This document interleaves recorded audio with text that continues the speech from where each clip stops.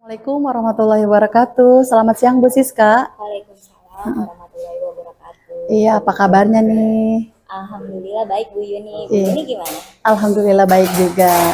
Bu Siska, mohon maaf ganggu waktunya ya, boleh ya? Iya boleh Bu. Iya. Silakan. Saya ada tugas dari program Guru Penggerak di modul 2.3 mengenai aksi nyata coaching supervisi untuk akademik. Saya minta bantuan Bu Siska untuk diobservasi. Jadi saya sebagai supervisor ingin mengamati Bu Siska bagaimana cara mengajarnya di tahapan pelaksanaan observasi ini. Nah, dalam kegiatan kali ini ada 3 tahapan. Yang pertama adalah pra-observasi, terus kedua adalah observasi proses mengajar, dan ketiga adalah pasca observasi. Bagaimana Bu Siska, apakah bersedia nih saya untuk observasi? Iya siap Bu, bersedia. Oke, baik ya. Nah, sekarang kita masuk pada tahapan pra-observasi. Saya akan bertanya tentang gimana tujuan pembelajaran apa yang akan Ibu gunakan nih pada observasi nanti. Ya, untuk observasi nanti rencananya pada pembelajaran IPAS ya Bu. Iya. Anak-anak sedang belajar sistem gerak manusia. Iya. Jadi nanti pada observasi ada 3 tujuan pembelajaran, yaitu yang pertama anak-anak mampu mengetahui macam-macam kelainan dan penyakit yang menyerang pada sistem gerak manusia. Lalu yang kedua, mereka mampu menjaga kesehatan agar tidak terkena penyakit tersebut. Dan yang ketiga, mereka mampu mengaplikasikan pola hidup sehat dan menghindar dari kelainan yang bisa terjadi pada sistem gerak mereka. Oh gitu, berarti tujuan pembelajaran yang akan diobservasi itu ada 3 ya Bu ya, Bu Siska ya. Oke, jadi kira-kira dalam observasi nanti ada tidak area pengembangan yang akan dicapai dalam pembelajaran? Baik, untuk area pengembangan sendiri sebenarnya ada 3 ya Bu ya. Yang saya mau capai yaitu penerapan budaya positif, lalu pembelajaran berdiferensiasi, dan juga pembelajaran sosial emosional. Namun untuk budaya positif dan sosial emosional itu sudah melebur di dalamnya. Jadi mungkin saya lebih fokus ke pembelajaran diferensiasi secara proses. Oh gitu ya, berarti tadi ada budaya positif, berdiferensiasi, dan sosial emosional. Cuman yang Ibu tekankan adalah pembelajaran diferensiasi, proses. Oke gitu ya. Terus bagaimana nih modul pembelajaran yang akan Ibu gunakan dalam proses pembelajaran nanti?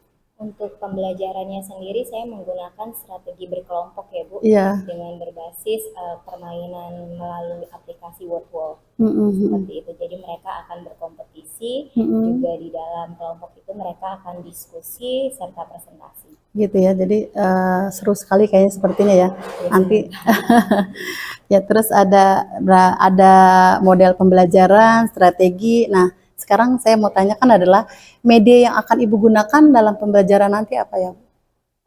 Saya paling membutuhkan laptop, proyektor, speaker, juga aplikasi Wordwall yang nanti akan saya gunakan. Gitu ya, baik ya.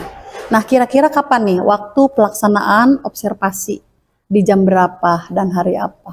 Hari Kamis ya Bu, tanggal 1 Juli 2024 di jam 10 sampai jam 11:10. Oke, nanti saya akan mengamati Ibu mengajar ya. Nggak apa-apa ya Bu Siska ya? Bu, ditunggu ya. Iya, jadi saya nanti mungkin akan bikin catatan kecil aja tentang saya akan amati Ibu mengajar dengan strategi berdiferensiasinya. Oke, baiklah, saya kira obrolan kita hari ini sudah selesai ya. Jadi nanti kita tunggu nih di hari Kamis jam 10 ya kira-kira. Untuk ngajar kelas 6 tentang materi IPAS. Iya, sistem gerak manusia. Oke, terima kasih Bu Siska atas waktunya. Mohon maaf sudah mengganggu waktunya. Assalamualaikum. Waalaikumsalam. Iya. Assalamualaikum warahmatullahi wabarakatuh. Waalaikumsalam warahmatullahi wabarakatuh. Selamat pagi. Pagi, luar biasa. Alhamdulillah, hari ini kita bertemu lagi di hari Jumat tanggal 2 Agustus 2024. Di pembelajaran hari ini nanti kita akan belajar IPAS ya. Lalu nanti ada juga kegiatan P5. Sebelumnya Bu Siska mau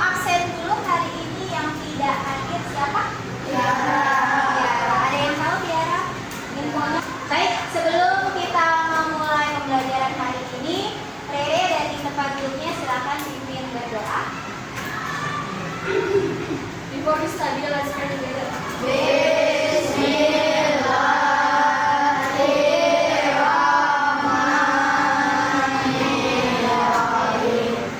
Ini gimana kabarnya? Baik. Siapa yang hari ini sedih? Siapa yang hari ini bahagia? Bahagia. Adit, hari ini bahagia kenapa Adit? Pagi-pagi udah bahagia aja, kenapa? Bahagia aja di sekolah. Sania, hari ini katanya bahagia. Kenapa bahagianya? Karena bertemu teman-teman. Ada lagi? Siapa yang bahagia lagi? Yang hari ini bingung, pagi ini bingung. Ada? Kalau Rafael hari ini rasakan apa pagi? Apa? Baik. Baik. Rasakan baik. Apa yang dirasakan baik? Kesehatan ya. Masih diberikan kesehatan, masih lengkap orang tuanya. Itu juga hal yang perlu disyukuri. Nah, kita setiap hari itu harus paham kenapa sih kita ada di dunia ini, kenapa sih Allah kasih nafas untuk kita. Nah, kita setiap hari harus merefleksikan diri. Kira-kira aku itu orang yang sudah bermanfaat belum ya? Aku itu orang-orang yang seperti apa ya?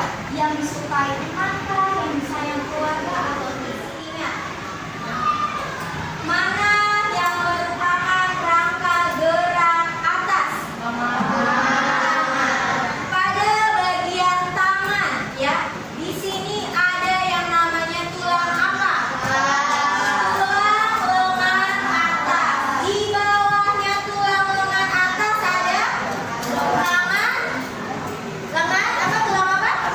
Hasta ya. Tulang pengumpil. Lalu turun lagi ada tulang pergelangan tangan dan ada tulang telapak tangan dan jari-jari. Betul. Lalu di bagian anggota gerak bawah ada apa? Kaki. Tapi tulang apa namanya di sini? Tulang paha. Di bawahnya ada tulang betis dan yang bagian depan tulang kering. Turun lagi ada apa di sini ya? Pergelangan dulu ya. Tulang pergelangan kaki. Lalu di bawahnya ada tulang jari kaki dan tulang telapak kaki. Nah, di bagian anggota badan ada banyak tulang di sana. Gunanya untuk melindungi apa ya? Organ penting seperti kalau di kepala untuk apa? Atap dan bola mata. Betul. Masih ingat nggak bagian-bagiannya? Coba bagian orang yang ibu sebut ini mata. Lalu bola hidung. Lalu bola mata. Lalu di sini. Kalau sini pelipis. Lalu ada lagi di belakang. Tulang tengkorak bawahnya. Tulang yang sudah mau mengumpul nih, tulang leher. Nah, sudah menguasai semua. Lalu kalian juga kemarin sudah belajar yang namanya otot. Ada berapa macam otot? Tiga. Apa saja? Otot jantung, otot turik, otot.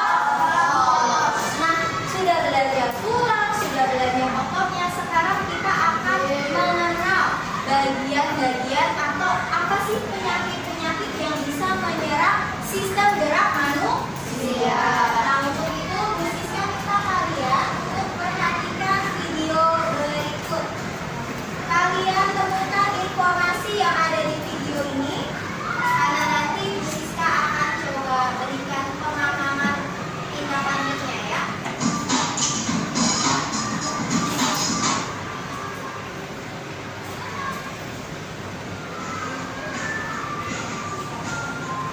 Pada video kali ini kita akan mempelajari tentang penyakit yang menyerang sistem gerak.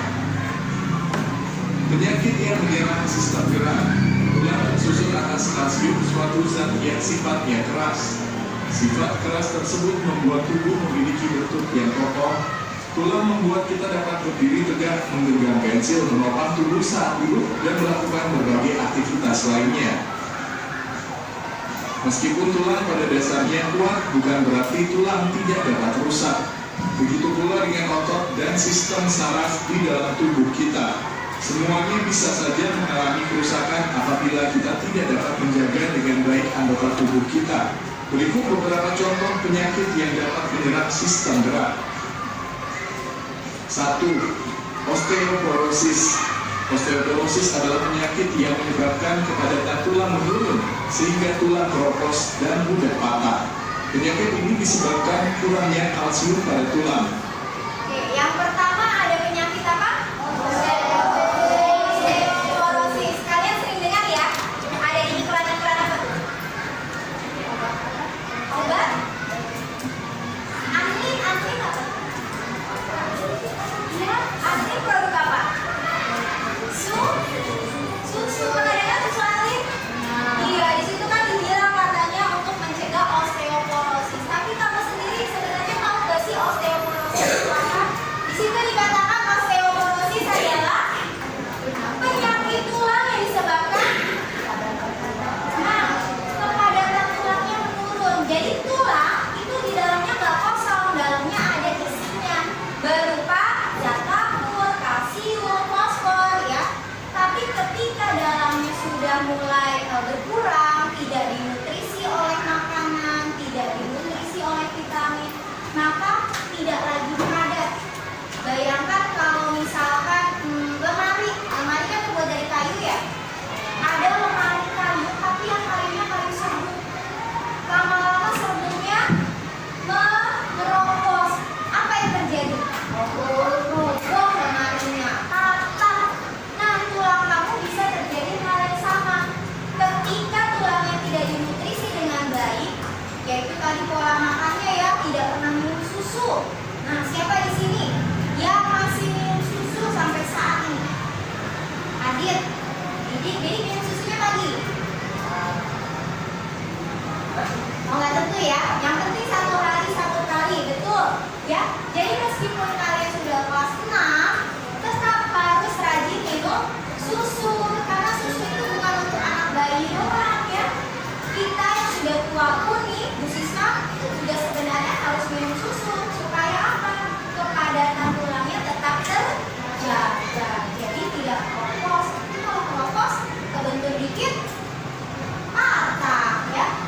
Atau lari-lari sedikit, patah karena tulangnya tidak kuat menopang tubuh. Nah, ini satu penyakit osteoporosis. Selanjutnya ada yang namanya kifosis. Kifosis.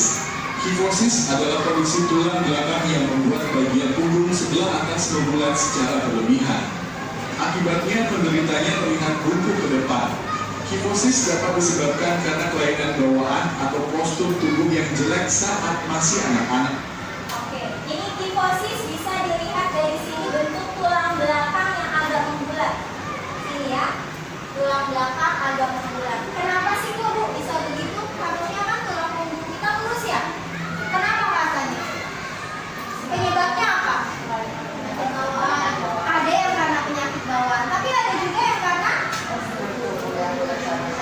iya, kebiasaan duduknya, kebiasaan sehari-harinya tidak baik.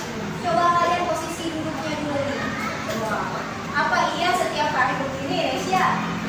Nanti kalian bisa perhatikan dengan satu sama lain. Ada yang suka begini, nanti penyakitnya beda lagi. Nah, ini nanti dibagi menjadi 3 ya. Ada yang pertama kifosis jika tulang punggungnya bentuknya seperti itu. Di punggungnya agak membulat.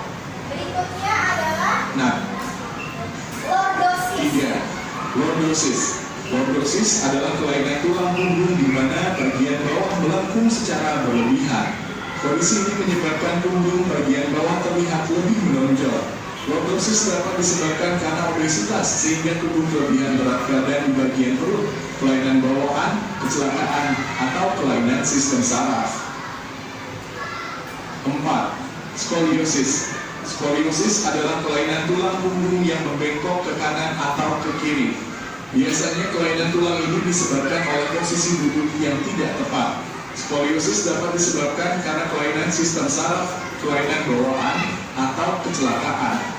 Nah, tadi ada 3. Yang pertama kifosis, lordosis, dan skoliosis. Yang membedakan kifosis dan lordosis itu tulangnya bengkoknya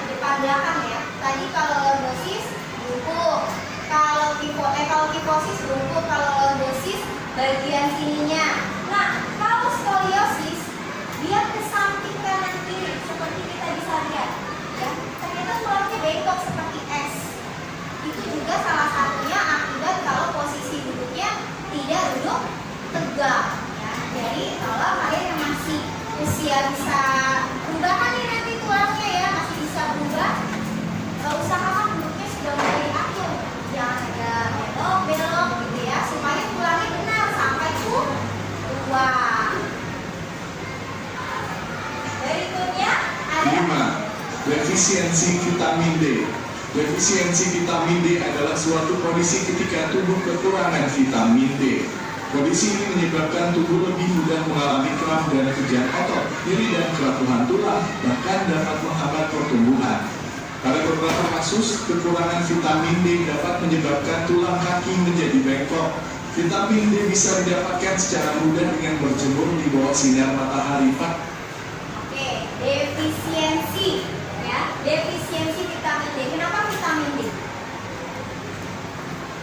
Kenapa nggak vitamin C, A? Kenapa? Penyakit pada tulang, kenapa vitamin D? Karena vitamin D yang diperlukan oleh tulang, ya, zat penyusun tulang itu adalah vitamin D. Bisa didapat di mana gratis? Sinar matahari. Sinar matahari yang jam berapa? Pagi, sekitar jam 7 sampai 9, jam 10. Lewat dari itu? Boleh? Tidak ya, berbahaya karena bisa membakar kulit ya. Makanya kalau udah siang suka pakai sunscreen, pelapis atau pelindung dari sinar UV. Nah, defisiensi vitamin D ini artinya kekurangan vitamin D pada tulang. Kondisi ini bisa kamu mengalaminya tuh gejalanya adalah tadi sering kram. Tuh, berarti kamu kurang vitamin D. Perakuhan tulang, nyeri pada tulang, ya. Padahal selain kita, Bu, aku kan kalau pagi-pagi sekolah tuh dapat vitamin D-nya gimana? Masa aku mesti izin ke lapangan berjemur? Tidak, kita bisa dapatkan dalam bentuk kapsul vitamin nutrisi yang bisa kita konsumsi.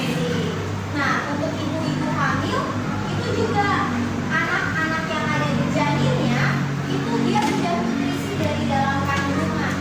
Jadi saat keluar tulang bayi tersebut juga sudah mulai kuat karena dari dalam kandungan dinutrisi oleh vitamin D yang dikonsumsi oleh ibu hamil. Pernah perhatikan nggak mamanya saat mengandung adiknya minum sesuatu setiap hari? Ya, itu salah satunya adalah minum kalsium, vitamin D untuk menguatkan tulang pada janin. Bu, tapi pas sudah keluar baru lahir kok masih tetap harus dijemur, kok katanya udah kuat. Nah, belum kuat sepenuhnya ya, tetap harus terus dinutrisi. Sama seperti kamu sampai kelas 6 ini pun harus dinutrisi. Berikutnya Pagi hari. 6. Tetanus. Tetanus adalah kondisi seluruh tubuh menjadi kaku, tegang, dan sulit bergerak. Penyakit ini sangat berbahaya dan jika tidak segera ditangani bisa menyebabkan kematian. Penyebabnya yaitu masuknya bakteri Clostridium tetani dari tanah kotoran hewan ke dalam tubuh melalui luka di kulit. Agar terhindar dari tetanus, gunakan alas kaki saat beraktivitas di luar rumah. Nah, ini salah satu ya, tetanus. Tetanus kadang kita pernah dengarnya karena gigitan hewan, seperti hewan anjing gitu ya. Kalau habis digigit, oh langsung diperiksa ke dokter karena takutnya nanti kena tetanus. Betul, tapi bukan cuma dari hewan, tapi juga dari benda-benda yang berkarat ya.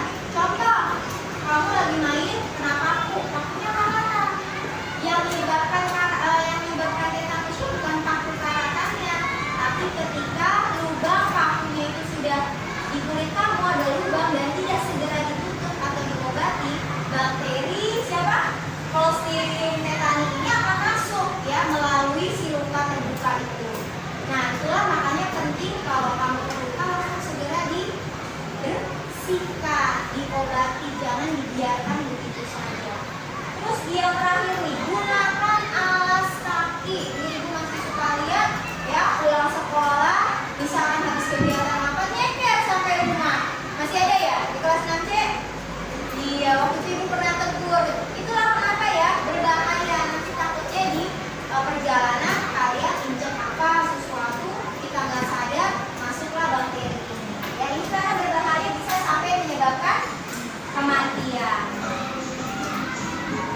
7. Kram atau kejang otot. Kram atau kejang otot dikarenakan kegiatan otot yang berlebihan. Biasanya terjadi saat melakukan olahraga berat tanpa diawali kegiatan pemanasan terlebih dahulu. Nah, pernah nggak kalian mengalami kram otot, kejang otot pas lagi apa biasanya? Berenang. Kenapa berenang tiba-tiba bisa kram? Karena tidak pemanasan dulu, gaya-gayaan kan, udah ganti baju langsung nyebur. Tiba-tiba nggak bisa bergerak kakinya, ya, nggak bisa ke tepian. Nah, itulah pentingnya kalian stretching dulu sebelum masuk kolam renang. Artinya si ototnya direspon untuk bergerak dulu nih.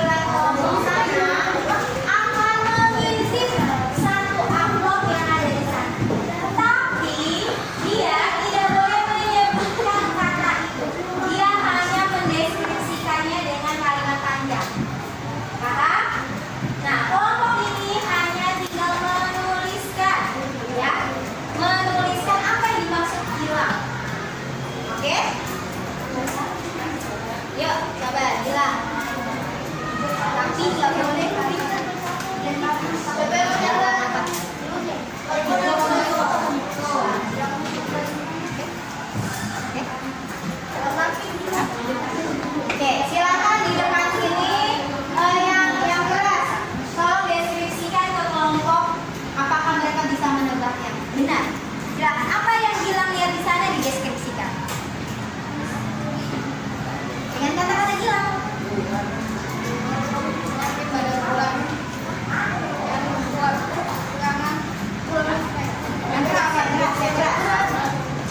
Penyakit pada tulang, kekurangan kalsium, kurang zat fosfor. Tulis di situ. Oke, sudah cukup. Oke. Berikutnya dari kelompok ini siapa? Hadi, silakan.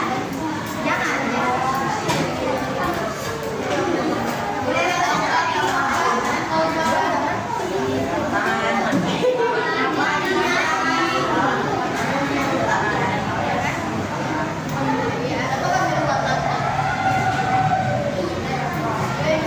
Tolong diceritakan ke temannya.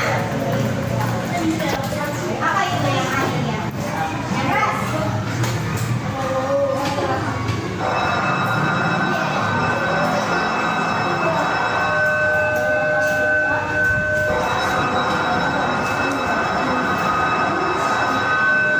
Sudah? Sudah dapat? Oke, clue-nya sudah dapat. Dari barisan sini, kelompok sini, Rafa. Rafa. Ya. Ya. Jadi,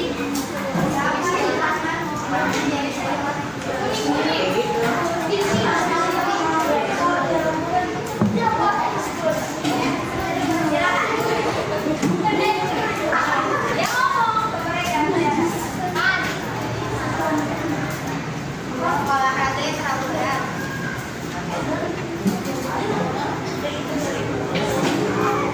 Apa? Nama apa? Bukan, maksudnya ini nama-nama penyakit. Bilangnya gini, ini adalah penyakit tulang yang masih diakibatkan apa tadi? Olahraga yang berlebihan. Silakan ditulis.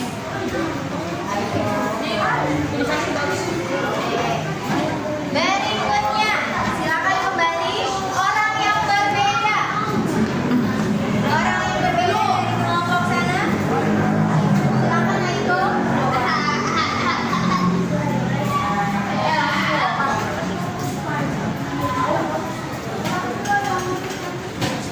Aiko dibuka.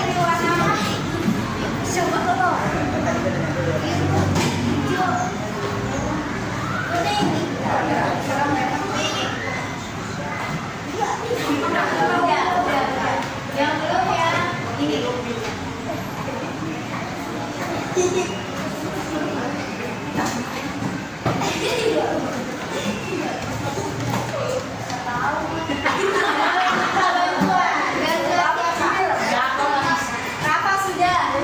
Bantuan siapa lagi tuh? Di belakang masih ada Mas Kevin. Mas Kevin silakan.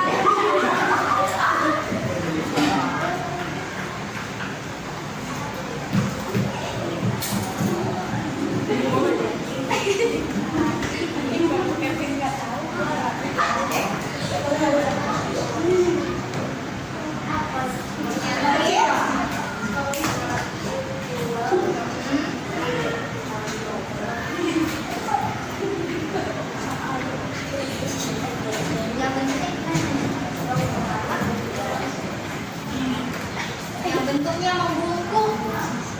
Penyakit tulang yang bentuknya membungkuk. Kifosis. Apa? Kifosis, betul? Katanya kifosis, katanya membungkuk. Coba kita lihat apa yang dilihat Mas Kevin. Skoliosis. Kalau skoliosis yang apa?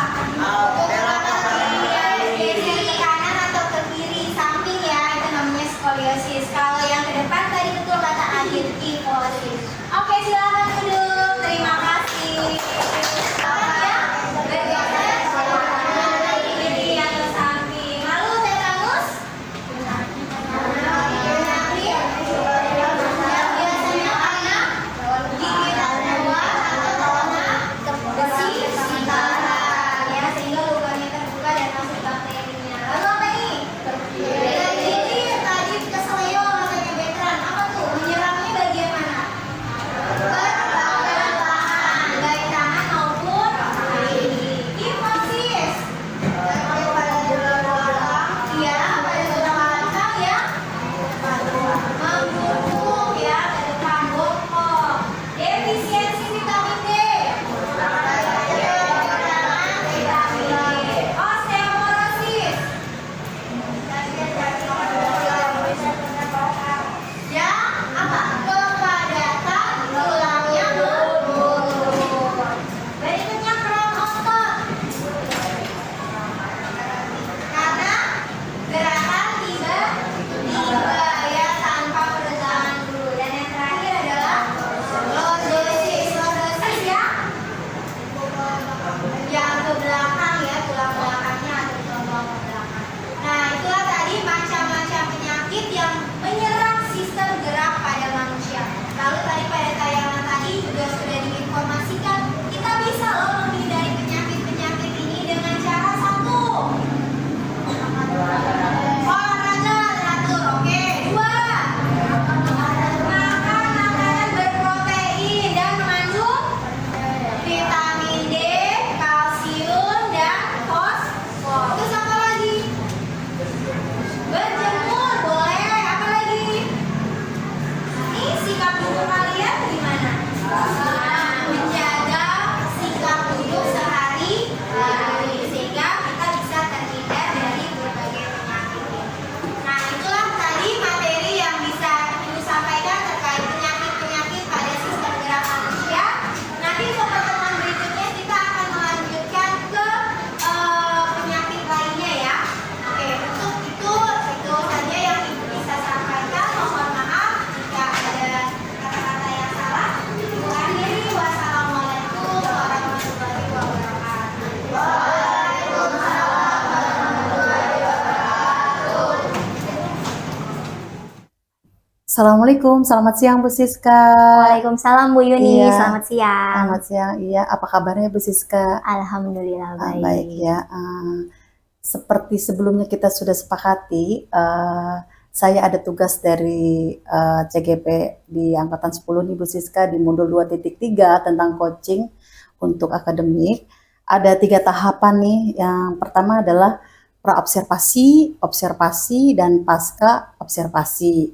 Kita sudah melalui praobservasi dan observasi. Nah, di kesempatan kali ini kita akan coaching tentang pasca observasi. Sudah siap Ibu? Ya, siap Oke, Bu. siap ya. Baiklah, ada beberapa pertanyaan nih. Saya akan tanya dari Ibu. tentang pasca observasi. Beberapa pertanyaan nih yang akan saya tanyakan ke Bu Siska, yaitu apa sih tujuan pembelajaran yang Ibu pakai dalam observasi kemarin, Ibu? Iya, pada saat observasi hari Kamis tanggal 1 Agustus 1 kemarin Agustus ya, ha. itu saya observasi pelajaran IPAS. Di situ tujuan pembelajarannya yang pertama, siswa dapat memahami macam-macam penyakit yang menyerang sistem gerak manusia.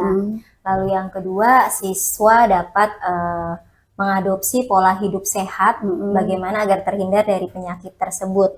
Lalu yang ketiga, siswa dapat mengaplikasikan cara menjaga kesehatan mereka supaya bisa tetap fit dan ya tadi penyakit tersebut tidak menyerang mereka. Jadi tujuan pembelajaran Ibu kemarin ada 3 ya, Iya. Tentang macam-macam penyakit pada tulang, kedua bagaimana sih mengatasi penyakit tersebut, terus ketiga adalah bagaimana mengaplikasikan pola hidup sehat ya. Iya betul. Oke, sejauh ini saya lihat kemarin yang saya observasi itu udah bagus, siswa antusias dalam belajar ya, sudah aktif. Terus yang kedua nih, dari pembelajaran yang kemarin ada 1 sampai 10 nih poinnya. Terus kira-kira pembelajaran sosial emosional kemarin tuh Ibu ada di poin berapa, Bu? Kemarin itu saya menilai ada di angka 8 kali 8 Bu ya. Yuni. Saya menilai di angka 8 karena kemarin saat pembelajaran sosial emosional saya meminta siswa untuk menganalogikan diri, kemampuan mereka atau keterampilan mereka tuh seperti hewan apa sih, seperti benda apa sih. Di situ saya lihat sebagian besar anak sudah mampu mengaktualisasikan dirinya, mengenali jati dirinya, sehingga mereka bisa menganalogikan aku tuh hewan apa, seperti gitu. itu. Tapi dari 8 itu kira-kira Ibu nggak ambil 9 atau 10 gitu ya? Karena di angka 9 dan 10 itu adalah sebenarnya poin beberapa anak yang belum percaya diri. Gitu, ada yang belum percaya diri ya. Betul. Iya. Terus tentunya ada nih dalam pembelajaran pasti kan ada, nggak mungkin berjalan lancar ya, pasti ada hambatan gitu. Nah, adakah hambatan dalam pembelajaran itu, Bu Siska? Ya, hambatannya seperti yang tadi saya bilang, kenapa saya nggak memilih rentang sampai 10, karena ada beberapa anak yang dia belum bisa mengenali potensinya Potensi sendiri. dirinya ya. Keterampilan yang dia punya tuh apa sih? Kelebihan dia apa sih? Sehingga saat diminta untuk menganalogikan diri, mereka kesulitan. Aku tuh seperti hewan apa? Seperti itu. Mungkin ada yang udah mengenali dirinya, tapi faktor kedua adalah percaya dirinya. Percaya dirinya Iya. kurang ya. Tidak mengenali diri dan percaya diri mereka. Sebenarnya kurang. pasti ada ya kemampuan diri setiap manusia kan pasti Pasti berbeda-beda ada. ya. Iya betul. Jadi kalau kita gali Sebenarnya pasti ada. ketemu gitu ya, Iya. Bu Siska ya, berarti hambatan itu ada gitu ya. Cuman ada nggak rencana aksi ke depannya untuk pembelajaran tersebut, Bu Siska?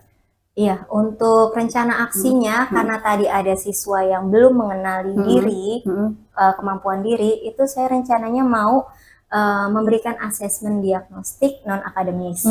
Jadi supaya menggali potensi mereka, mengenali kemampuan mereka, kita dampingi Bu, kita sebagai guru bisa kasih arahan supaya mereka benar-benar menyadari, oh aku tuh punya keterampilan ini ya ternyata, aku tuh punya kemampuan ini ya. Nah dari situ setelah mereka bisa menemukan jati dirinya, kemampuannya, itu akan jadi lebih nyaman ketika mereka bisa mengeksplor lagi, meningkatkan kembali kemampuan itu. Bagus sekali ya Bu Siska ya, semoga nanti rencana aksinya itu bisa terlaksana gitu ya. Terima kasih. Terus dari hambatan tersebut, kira-kira ada nggak sih strategi yang akan Ibu lakukan gitu loh, Bu? Kalau untuk strategi ini sebenarnya lebih kepada dengan siapa kita berhadapan. Kebetulan saya guru kelas 6, di mana siswa-siswa kelas 6 ini ada di usia yang sudah gengsinya tinggi. Oh gitu ya. Jaga image, tidak seperti guru kelas rendah. Jadi kita harus bisa jadi seseorang yang bisa dianggap dia sahabat, baru dia terbuka. Jadi mungkin strategi saya lebih ke pendekatan ya, Pendekatan ya. iya. Diajak ngobrol, sharing, nggak hanya saat jam pelajaran, tapi mungkin bisa saat jam istirahat. Jam istirahat. Jadi ini posisinya guru itu sebagai sahabat ya. Iya, jadi mereka mau terbuka. Mau terbuka ya. Mau Karena sharing. di kelas 6 tuh mungkin peralihan dari anak-anak ke masa remaja kali ya, Bu remaja, ya. betul. Iya. Benar, Kalau benar. tidak dipancing, mereka tidak akan terbuka. Iya. Jadi justru gurunya harus menggali mungkin ya Bu ya. Iya, harus aktif untuk terus bertanya Iya, iya. perkembangan-perkembangan Perkembangannya mereka. betul. Nah, dari pengembangan yang tadi Ibu lakukan, ada nggak sih yang akan Ibu pengembangan tersebut gitu? Iya, kalau kemarin pembelajaran sosial emosionalnya lebih kepada mengenali kemampuan diri. Kemampuan dirinya ya. Nanti untuk kedepannya, karena ini lingkupnya di sekolah, di kelas, berarti kan arah tujuannya sebenarnya menciptakan pembelajaran yang efektif, yang kondusif.